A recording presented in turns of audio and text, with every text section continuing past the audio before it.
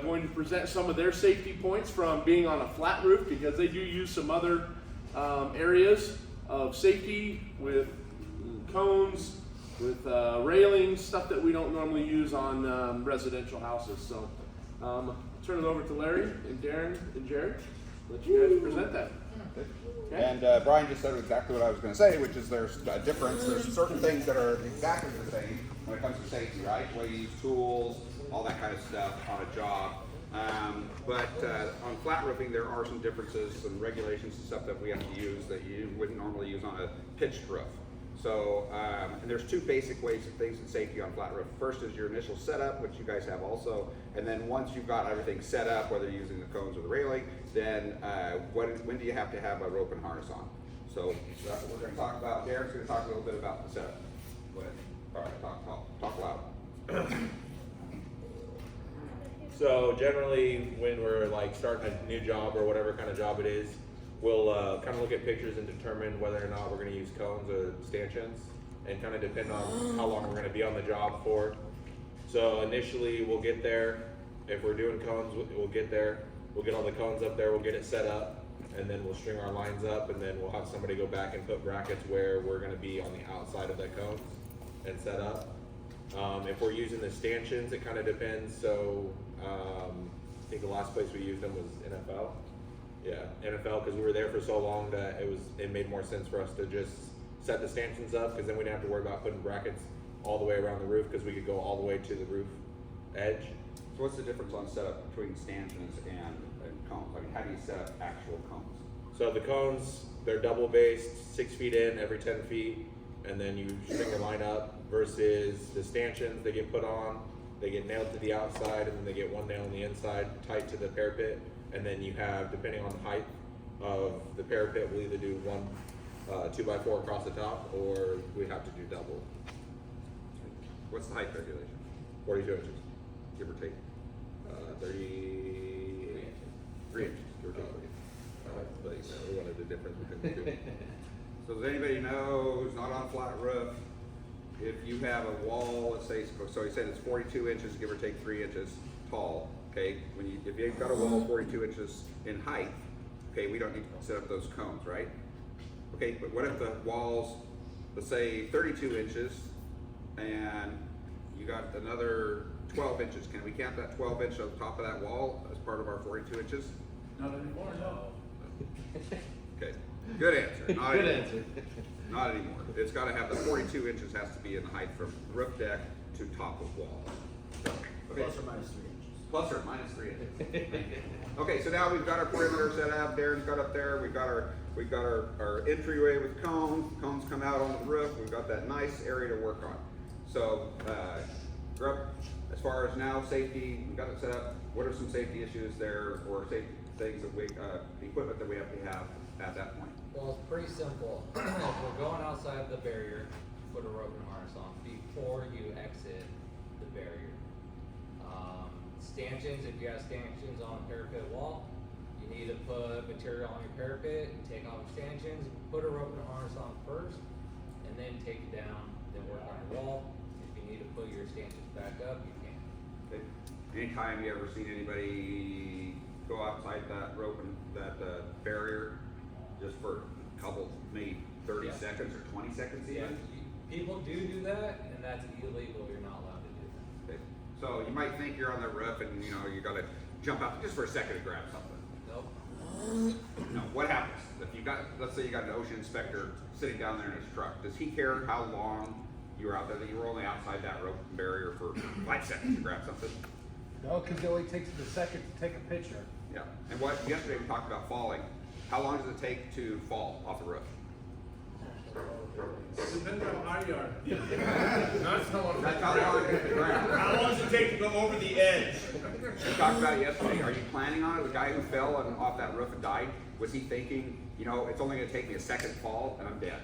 No, that's what happened. You think, I'm only out there for a second, but you never know what can happen. You can slip, you could fall, and you're dead. Especially on a commercial job, you're pretty good, high up in the air sometimes, 4 stories and something like that, and that's a death fall. So, all right, any other questions, comments?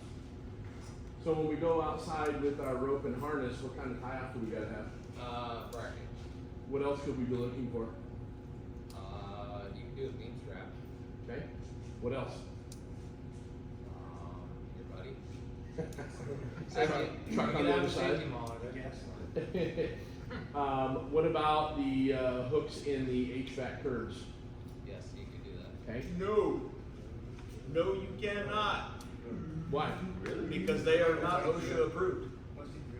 You cannot hook into an OSHA, you cannot hook into an HVAC unit. That's Since when? I thought that was on since our. I got fined by OSHA with one of my guys. Oh, really? Just like Never 4 mind months then. ago. Oh, okay. So the reason they don't is you can't hook into that curb because that curb was not designed for 2,000 pounds of pull. That curb was, that frame around that unit was designed to lift it straight up and straight down. It was not designed for pull. So if you have a beam strap, you can throw a beam strap around the curb, they'll count that because that's structural framing. But you cannot hook onto the unit. So why would we do a beam strap instead of just go back around to your rope? You can't, Yeah, you that's can't. special rope. What's that called? The pull tab? The thing that goes like. Nope. Nope, Because that's the not it. rope's not set up to be designed to be your hook on. Your hook has to be going through some metal. So that's why we use the beam strap. We go around, it has 2 metal loops. We can go through those metal loops. That allows it so it doesn't get bound up.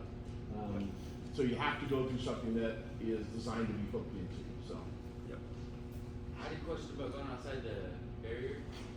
If you got a safety monitor, can you go outside? Yeah.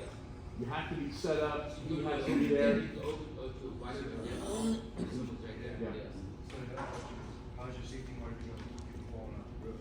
Well, All these areas to advise you where you're at on the roof. You can legally go outside your safety gear with a safety monitor, you can't do So we gotta clarify that. You can't just freely go outside the barrier. No. With the safety monitor. Because your safety monitor can only work in how big of an area? 50 by 50. And if you are on a long roof and you've got cones like Holly Theater that are what, 200 feet long, Yeah, that doesn't work. you can't do that because you don't have a 50 by 50 foot area marked off. So if you're gonna use a safety monitor, you have to have that 50 by 50 foot area marked off. It can be ropes laying on the roof, that's fine, but you have to have some kind of designation for that area where you're working with the safety. So what are the rules on the safety monitor?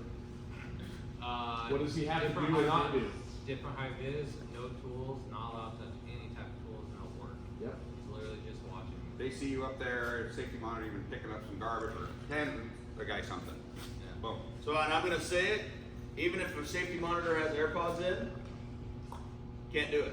They gotta be completely dedicated to watching you. And is the safety monitor the first resort for your safety plan? No, it's gotta be it's the Your last, very last. resort. It's gotta be, I can't do this, I can't do this, I can't do this because of this situation on this roof, which happens. Safety monitor's the only way I can do this. Then you can justify it, if you can articulate that to OSHA, then you're good. But if you cannot, if OSHA can say, well, you could do this, obviously, you could do this. Well, it's faster, this doesn't fly. So a lot of you might be wondering, we have a lot of our salesmen estimators, they're able to go up on a roof and not be inside any cones. They're not hooked up to anything. They don't have a safety monitor. And so OSHA designates anybody who's up there doing an inspection on a roof while there's no work being performed is able to be on that roof without any of that safety gear. Sounds a little crazy, but we're going with it right Isn't now. that once the job, like you said, no work, the job hasn't started. Yep. But I can't go up there once we have a job in progress. Correct. I have to be the same system that they're following. Correct. And same thing after. Once they pull down and there's no work being performed, we're gonna go do a final inspection. Same thing. They could be up there without that gear.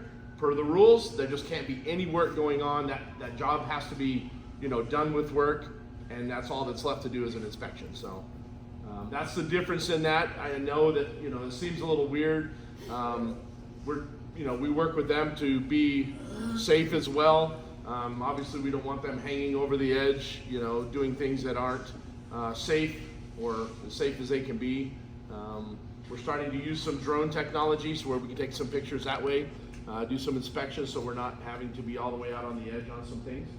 So hopefully we'll continue to get safer and safer with that kind of technology. So we're not exposing guys to that hazard. So you guys know the commercials that I make and things like that? Have you noticed what I'm doing? I'm roping. Do you know why I'm roping? on those commercials. Do I need to? No. Guess why I do? Nope. OSHA doesn't care because I'm not doing any work. I'm doing a commercial. Huh? Makes us look safe. We got multiple calls from individuals in the office. How come he's not tied off? He's up on a roof. He's supposed to be tied off. People, not OSHA, just people watching TV. So if you ever wonder if people are watching, they are watching all the time. Okay? So that's why I wear the harness. Honestly, it's just to avoid the problems in the office, but it's also to try and set an example, you know, to do that. But if you don't think people are watching, they are watching all the time.